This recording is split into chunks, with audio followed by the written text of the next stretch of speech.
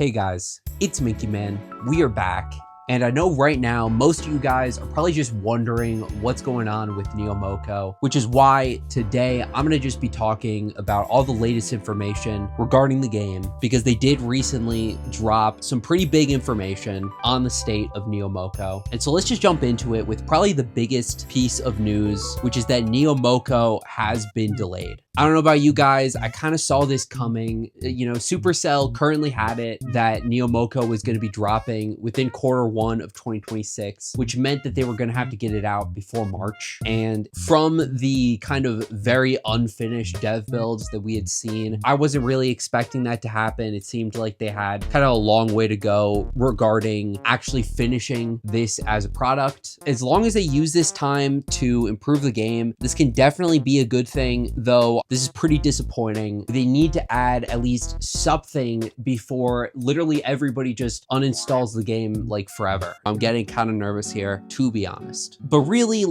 they're kind of focusing on tuning the current build to kind of steer it in a better direction. Now that they've gotten feedback on what they had. So for instance, they're going to be slowing down the rate of the events in the game. In the build that they had given out to creators previously, there were essentially like 1 million rifts, 1 million dojos and worlds that you could go in and do different challenges with. What ended up happening was that the goals within each of these things were kind of gimmicky, and so because of that, the game felt like it kind of had lost some of its purpose. And so instead, they're going to be trying to implement events that will last for a few days rather than just one, and they're going to have a little bit more gameplay depth. I think they're going in the right direction with that. Personally, I would much rather take quality over quantity regarding this stuff, especially with the rifts. Like, if they end up making a lot of really cool boss fights, I don't know about you guys, but I'm going to be really engaged. Another really big piece of news with this latest dev post is the possibility of them actually adding power progression to the Moco build. If you're kind of lacking a lot of context here regarding what has already been announced, watch my latest 2 videos. They're going to explain basically everything. It seems that with the feedback that they've already gotten, they are considering adding it back. And so if they do this, they're not going to just be re-adding the gears. It seems like what they kind of have an issue with is the current way that you power yourself up in the game. And so they're being very vague right now about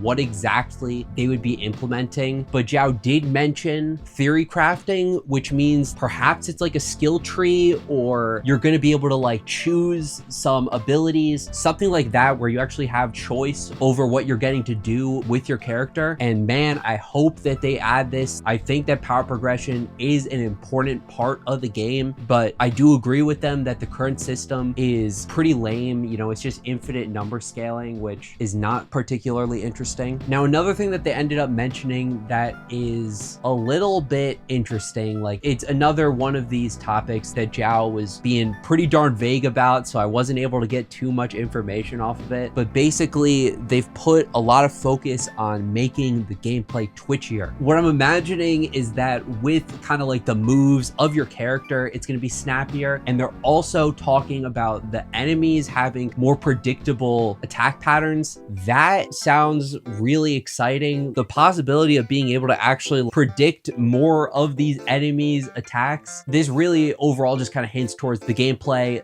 being more expressive, where it feels like you actually have more control over what you're doing, that you're not just spamming buttons, because Zhao was definitely critical of that aspect of playing Worlds right now, where you're sometimes just kind of getting put into this meditative state because what you're doing isn't very engaging. And really, that's what I appreciate so much about this dev post. I'm seeing a lot of self-awareness about what they actually can be doing to improve the game, where the game is lacking, and if this stuff does end up being tangibly addressed, this is really going to help out the game. Moco is going to be a much better product at the end of this. And so finally, the last thing that Zhao talked about in this post seems like they're trying to shift the trophies to be a greater part of your overall account progression. Rather than just having a single reward path, they're gonna try to make it into something different. All that Zhao said about it was that they're gonna use trophies to make your account reach a higher point. So whatever that means, whenever they come out with more tangible information, I will be letting you guys know about it. but that's all we have right now for the trophies. We really are in a weird state of the game right now. Please let me know what you guys want the most for Neo Moco, because I'm gonna be making a video really soon talking about specifically the suggestions that you guys have for the game. I think that would be kind of neat. Make sure to also join Binkytalk.